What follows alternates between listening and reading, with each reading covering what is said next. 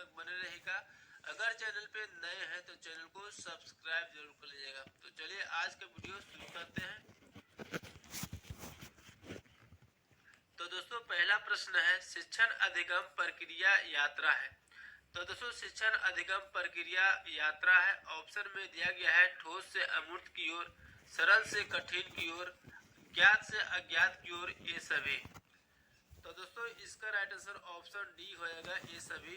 अरे दोस्तों शिक्षण अधिगम प्रक्रिया यात्रा जो है ठोस से अमूर्त की ओर, सरल से कठिन की ओर, ज्ञात से अज्ञात की ओर, ये सभी है। ठीक है, नेक्स्ट क्वेश्चन है दोस्तों छात्र द्वितीयक है। तो दोस्तों छात्र द्वितीयक की जो है क्या भूमिका होती है। ऑप्शन में दिया गया है निरंकुश शिक्षण में, प्रजातांत्रिक शिक्षण में, खुला शिक्षण में, प्रगतिशील शिक्षण में। तो दोस्तों इसका राइट आंसर ऑप्शन ए हो जाएगा, यानी छात्र द्वितीयक की जो है भूमिका होती है निरंकुश शिक्षण में। ठीक है, नेक्स्ट क्वेश्चन देखते हैं। क्वेश्चन स्वायत्त अधिगम है। तो दोस्तों स्वायत्त अधिगम का अर्थ क्या है। ऑप्शन में दिया गया है ज्ञान स्वयं प्रयास से, शिक्षण के प्रयास से, परिवार के प्रयास से, समाज के प्रयास से। तो दोस्तों स्वायत्त अधिगम का अर्थ है ज्ञान स्वयं प्रयास से। ठीक है, तो इसका राइट आंसर ऑप्शन ए हो जाएगा। नेक्स्ट क्वेश्चन है दोस्तों अनुदेशात्मक उद्देश्य लिखने में प्रयोग होता है। तो दोस्तों अनुदेशात्मक उद्देश्य लिखने में जो है क्या प्रयोग होता है। ऑप्शन में दिया गया संज्ञा, विशेषण, क्रिया, क्रिया विशेषण। तो दोस्तों इसका राइट आंसर ऑप्शन सी हो जाएगा, क्रिया। अब दोस्तों बात कर लेते हैं कि अनुदेशात्मक उद्देश्य क्या होता है। तो अनुदेशात्मक उद्देश्य जो है वह वांछनीय व्यवहार है जिसे सीखने के अनुभव के माध्यम से छात्र में विकसित किया जाता है। ठीक है, तो ध्यान रखिएगा। नेक्स्ट क्वेश्चन देखते हैं। क्वेश्चन है ब्लूम के वर्गीकरण की संज्ञानात्मक पदानुक्रम की एक आलोचना है। तो दोस्तों बताना कि ब्लूम के वर्गीकरण के संज्ञानात्मक पदानुक्रम की एक आलोचना जो है क्या है। ऑप्शन में दिया गया न्यूनतम स्तर अनावश्यक, व्यापक रूप से क्रिया का पदानुक्रम, शिक्षण दर्शन की रीढ़ नहीं, उपयुक्त सभी। तो दोस्तों इसका राइट आंसर ऑप्शन ए हो जाएगा, न्यूनतम स्तर अनावश्यक। ठीक है, अब दोस्तों बात करते हैं ब्लूम के वर्गीकरण को जो है मूल रूप से 6 अलग अलग स्तरों द्वारा दर्शाया जाता है।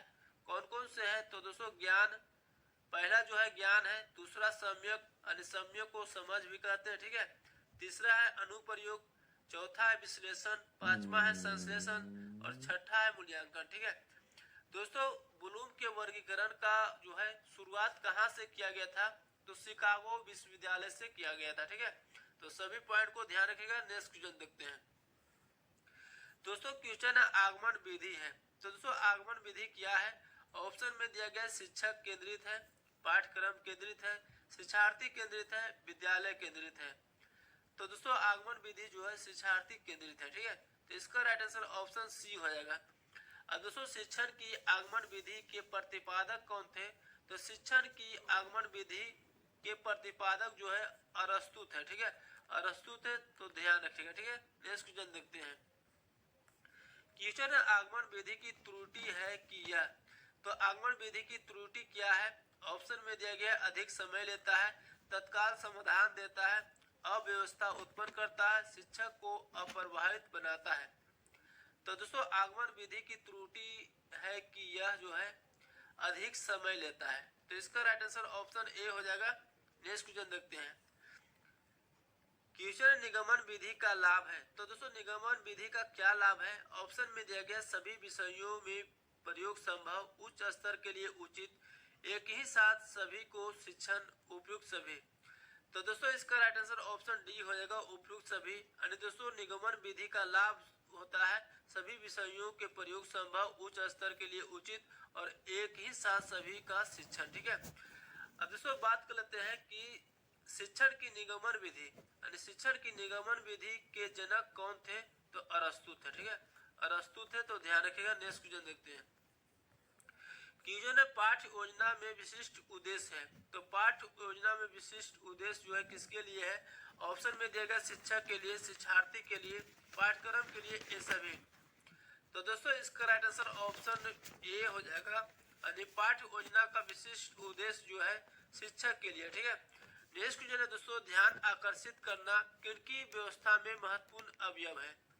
ऑप्शन में दिया गया Merrill model, Gregorc model, ADDIE model, कोई नहीं।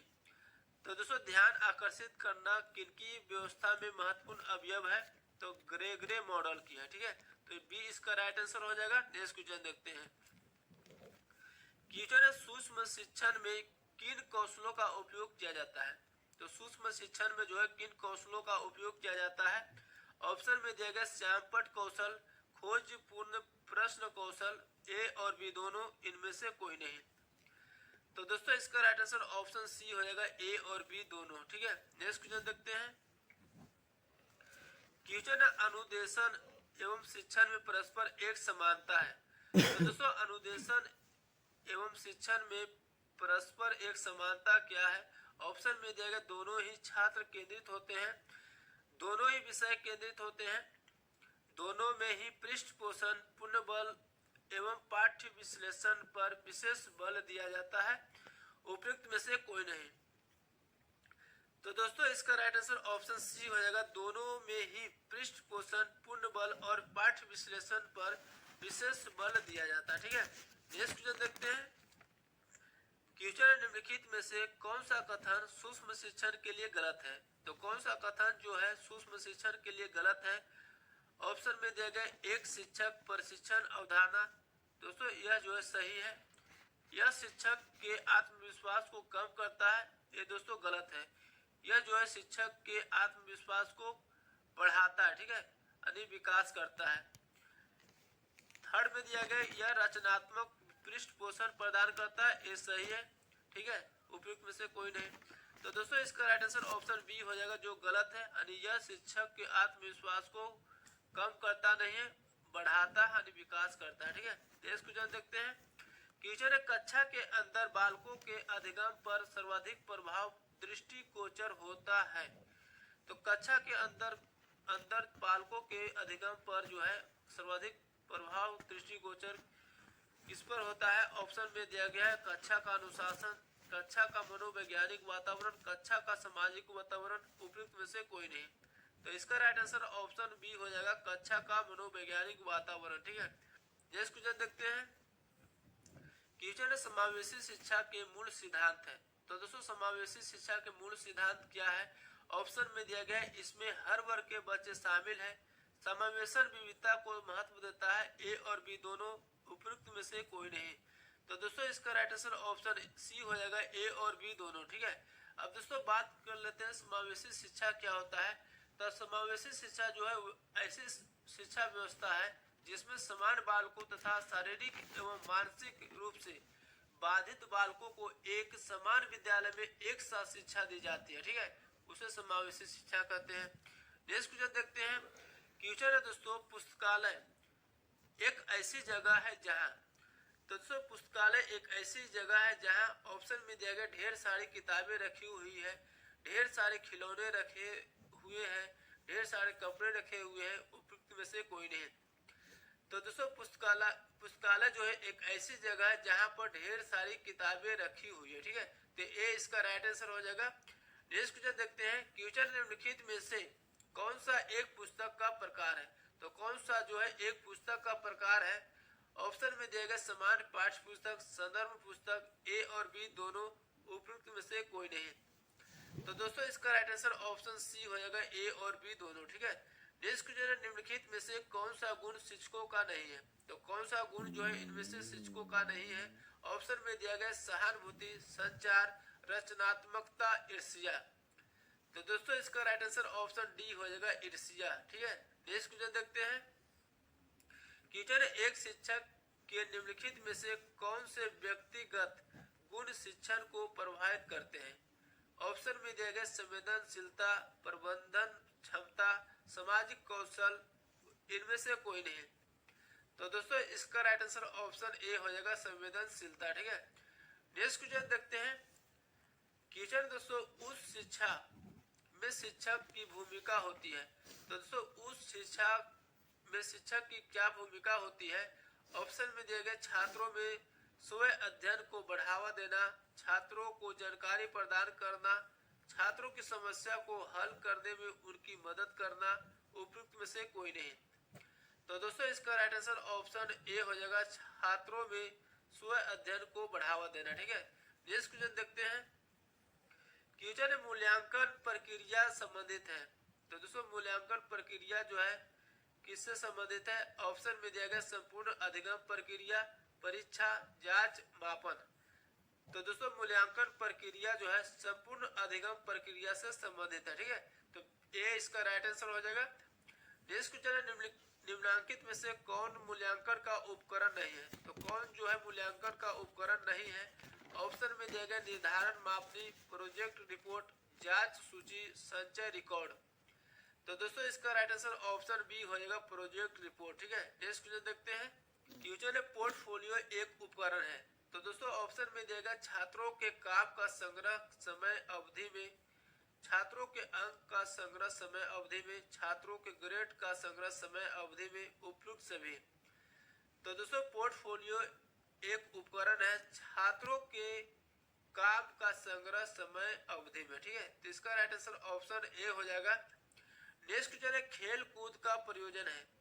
तो दोस्तों खेल कूद का प्रयोजन क्या है? ऑप्शन में दिया गया शारीरिक विकास, नैतिक विकास, ए और बी दोनों, इनमें से कोई नहीं। तो दोस्तों खेल कूद का प्रयोजन जो है शारीरिक विकास और नैतिक विकास दोनों है। तो सी इसका राइट आंसर हो जाएगा, ए और बी दोनों। ठीक है, नेक्स्ट क्वेश्चन देखते हैं। क्वेश्चन है मनोवैज्ञानिक आधार निम्नलिखित को ध्यान में रखते हुए पाठचर्या विकास में अपनी भूमिका निभाता है। ऑप्शन में दिया गया छात्र संवेदना, छात्र की प्रकृति, छात्र की खुशी, छात्र की जरूरतें। तो दोस्तों इसका राइट आंसर ऑप्शन डी हो जाएगा, छात्र की जरूरतें को ध्यान में रखते हुए पाठचर्या विकास में अपनी भूमिका निभाता है। ठीक है, नेक्स्ट क्वेश्चन देखते हैं। क्वेश्चन है भारतीय समाज की विशेषता है। तो भारतीय समाज की विशेषता क्या है? ऑप्शन में दिया गया रूढ़िवादी, अवैज्ञानिक, खुला, स्तरीय। तो दोस्तों इसका राइट आंसर ऑप्शन डी हो जाएगा, भारतीय समाज की विशेषता जो है स्तरीय। ठीक है, नेक्स्ट क्वेश्चन देखते हैं। क्वेश्चन है निम्नलिखित में से कौन भूलने का कारण नहीं है? तो दोस्तों कौन जो है भूलने का कारण नहीं है? ऑप्शन में दिया गया मानसिक द्वंद, आद करने की इच्छा, आद करने की दोषपूर्ण तरीका, उपयुक्त सभी। तो दोस्तों इसका राइट आंसर ऑप्शन बी हो जाएगा, आद करने की इच्छा। ठीक है, नेक्स्ट क्वेश्चन देखते हैं। क्वेश्चन इनमें से कौन सा कारक अधिगम प्रक्रिया को प्रभावित नहीं करता है? तो इनमें से कौन सा कारक जो है अधिगम प्रक्रिया को प्रभावित नहीं करता है? ऑप्शन में दिए गए बुद्धि, रुचि, तत्परता, उद्देश्य निर्धारण। तो दोस्तों इसका राइट आंसर ऑप्शन डी हो जाएगा, उद्देश्य निर्धारण जो है अधिगम प्रक्रिया को प्रभावित नहीं करता। ठीक है, नेक्स्ट क्वेश्चन है दोस्तों, श्रव्य दृश्य सामग्री सुविधा प्रदान करती है। तो श्रव्य दृश्य सामग्री सुविधा प्रदान करती है। ऑप्शन में दिया गया बहुसंवेदी, केवल दृश्य, केवल श्रव्य, उपयुक्त में से कोई नहीं। तो दोस्तों इसका राइट आंसर ऑप्शन ए हो जाएगा, बहुसंवेदी। ठीक है, नेक्स्ट क्वेश्चन है डांस ब्लॉक, डांस ब्लॉक का उपयोग किया जाता है। डांस ब्लॉक का उपयोग जो है किसके लिए किया जाता है? ऑप्शन में दिया गया जोड़, घटाव, उपयुक्त दोनों, उपयुक्त में से कोई नहीं। तो दोस्तों इसका राइट आंसर ऑप्शन सी हो जाएगा, उपयुक्त दोनों। डांस ब्लॉक का उपयोग जो है जोड़ और घटाव दोनों के लिए किया जाता है। ठीक है, नेक्स्ट क्वेश्चन देखते हैं। क्वेश्चन लाला लाजपत राय को किस नाम से भी जाना जाता था? तो लाला लाजपत राय को किस नाम से भी जाना जाता था? ऑप्शन में दिया गया शेर ए बंगाल, शेर ए महाराष्ट्र, शेर ए कश्मीर, शेर ए पंजाब। तो इसका राइट आंसर डी हो जाएगा, शेर ए पंजाब। ठीक है, नेक्स्ट क्वेश्चन है निम्नलिखित में से किस मानसून से भारत में सर्वाधिक वर्षा होती है? तो बताना है दोस्तों कि किस मानसून से भारत में सर्वाधिक वर्षा होती है। तो इसका राइट आंसर ऑप्शन बी हो जाएगा, दक्षिण पश्चिमी मानसून से। ठीक है, नेक्स्ट क्वेश्चन है विश्व में सबसे अधिक इंटरनेट उपयोगकर्ता किस देश में है? तो विश्व में सबसे अधिक इंटरनेट उपयोगकर्ता किस देश में है? तो इसका राइट आंसर ए हो जाएगा, चीन है। ठीक है, नेक्स्ट क्वेश्चन है बिहार में किसके नेतृत्व में सर्वदलीय दल ने साइमन कमीशन का बहिष्कार किया था? तो दोस्तों बिहार में जो है बताना है किसके नेतृत्व में जो है सर्वदलीय दल ने साइमन कमीशन का बहिष्कार किया था।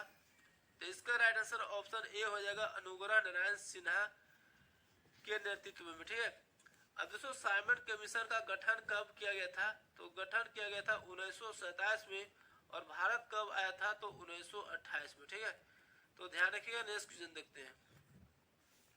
क्वेश्चन दोस्तों CERT इनकी हालिया अधिसूचना के अनुसार साइबर घटनाओं का पता लगने के बाद रिपोर्ट करने की समय सीमा क्या है?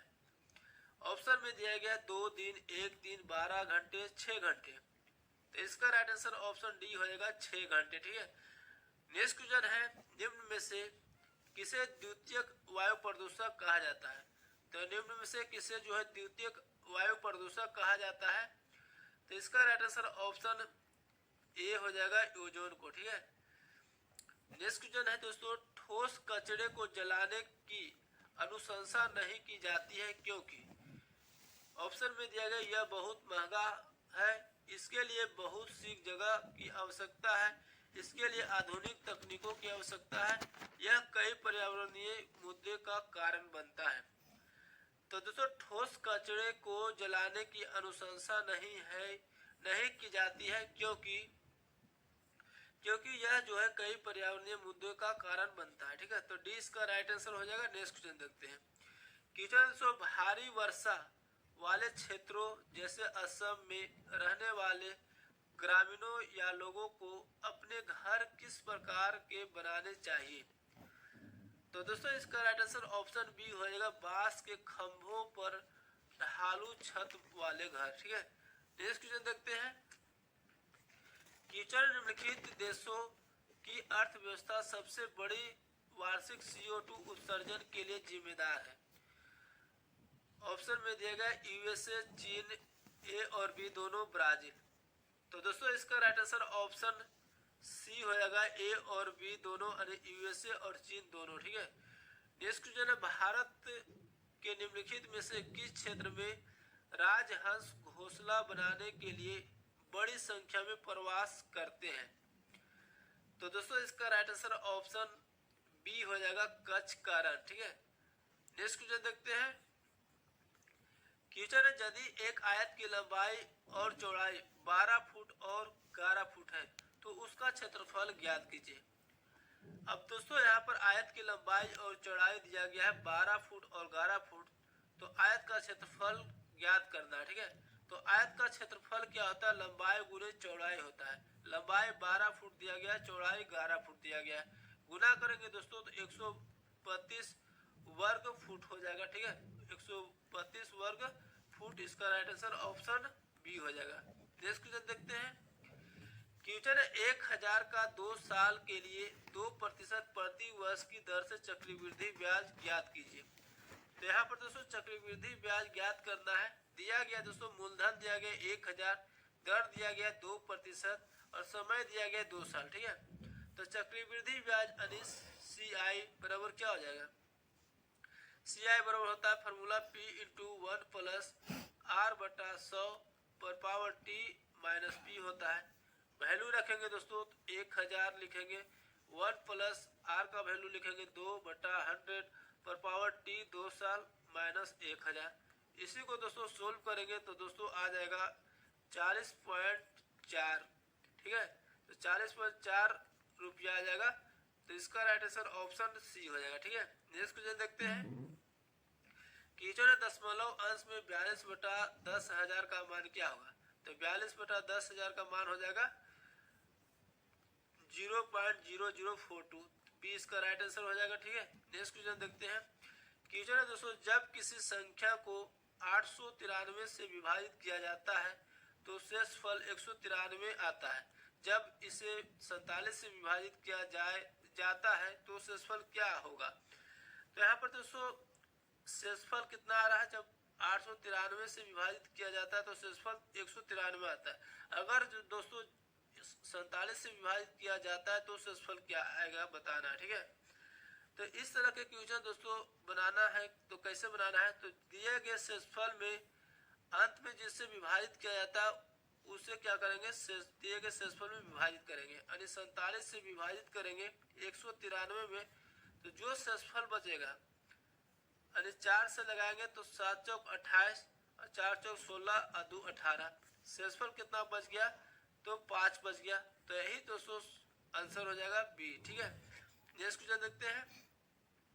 क्वेश्चन है, दो समांतर सड़कों के बीच 10 मीटर का टावर है। टावरों के शीर्ष से सड़कों के अवनमन कोण 30 डिग्री और 45 डिग्री है। तो सड़कों के एक दूसरे से कितने दूर है।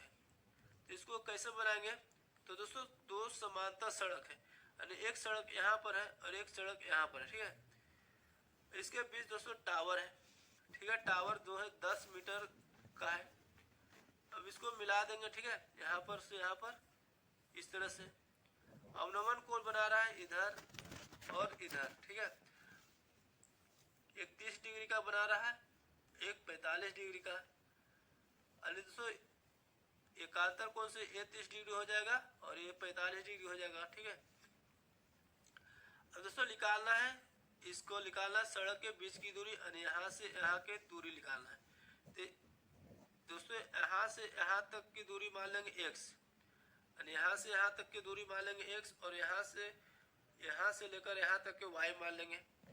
पहले इसका निकाल लेंगे। ठीक है, x का वैल्यू, फिर इसका निकाल लेंगे और दोनों को जोड़ देंगे तो बीच का दूरी निकल जाएगा। ठीक है, तो यहाँ पर दोस्तों यहाँ पर P दिया गया है और B दिया गया है, एंगल दिया गया है। तो P बटा B किसका होता है, tan का होता है, और tan 45 डिग्री। तो tan 45 डिग्री पर हो जाएगा 10 बटा x हो जाएगा। 45 डिग्री का वैल्यू क्या होता है, tan 45 का 1 होता है, यानी 1 बराबर हो जाएगा 10 बटा x, यानी x बराबर कितना आ गया, 10 आ गया। अब इसी प्रकार इसका निकालेंगे तो tan 30 डिग्री, यानी tan 30 डिग्री का कितना वैल्यू होता है, 1 बटा √3 होता है, बराबर हो जाएगा 10 बटा y, यानी y बराबर कितना हो गया, तो 10 √3 हो गया। जोड़ देंगे x प्लस y, यही बीच की दूरी हो जाएगा। तो 10 प्लस 10 √3 का वैल्यू रखेंगे 1.732, गुना करेंगे 10 में तो आ जाएगा 17.32, और 17.32 में 10 जोड़ेंगे तो 27.32 हो जाएगा। तो ऑप्शन इसका ए हो जाएगा। ठीक है, नेक्स्ट क्वेश्चन देखते हैं। क्वेश्चन है दोस्तों, सोमवार, अप्रैल, शुक्रवार के बाद क्या आएगा बताना है। ठीक है, यहाँ पर दोस्तों अल्टरनेट लेंगे, सोमवार से शुक्रवार देखेंगे तो +4 जाता है, तो अप्रैल से भी आगे का +4 लेंगे तो कौन सा आएगा, तो अगस्त आएगा। तो सी इसका राइट आंसर हो जाएगा। ठीक है, नेक्स्ट क्वेश्चन देखते हैं। क्वेश्चन है, वह शब्द चुने जो समूह के अन्य शब्दों में सबसे कम मिलता जुलता है। तो दोस्तों गुर्दा दिया गया है, दिल दिया गया है, फेफड़ा दिया गया है, कान दिया गया है। तो कौन सा जो है सबसे कम मिलता जुलता है, तो गुर्दा, दिल और फेफड़ा जो है शरीर के आंतरिक भाग है, कान जो है बाहरी भाग है। तो डी इसका राइट आंसर हो जाएगा। नेक्स्ट क्वेश्चन देखते हैं। क्वेश्चन 260, 30, 120, 15, 240 के बाद क्या आएगा बताना है। ठीक है, तो यहाँ पर दोस्तों अल्टरनेट लेंगे, यानी दोस्तों अगर 60 का दुगना 120, 120 का दुगना 240 होता है। इसी पर दोस्तों 30 और 15 में देखेंगे तो 30 का आधा करते हैं तो 15 आता है, 15 का आधा करेंगे तो 7.5 आएगा। तो 7.5 इसका राइट आंसर ऑप्शन डी हो जाएगा। ठीक है, नेक्स्ट क्वेश्चन देखते हैं। क्वेश्चन एक निश्चित कोड में यदि बैड को इस तरह से लिखा जाता है और साइड को इस तरह से लिखा जाता है तो लाइफ को किस प्रकार लिखा जाएगा बताना है। ठीक है, तो यहाँ पर दोस्तों कैसे किया गया है, तो सभी लेटर का जो है अपोजिट लिया है। बी का अपोजिट y होता है, ए का अपोजिट z होता है, डी का अपोजिट w होता है। तो इसी प्रकार दोस्तों एल का अपोजिट क्या होगा, तो एल का अपोजिट o होता है, आई का अपोजिट r होता है, एफ का अपोजिट u होता है, ई का अपोजिट v होता है।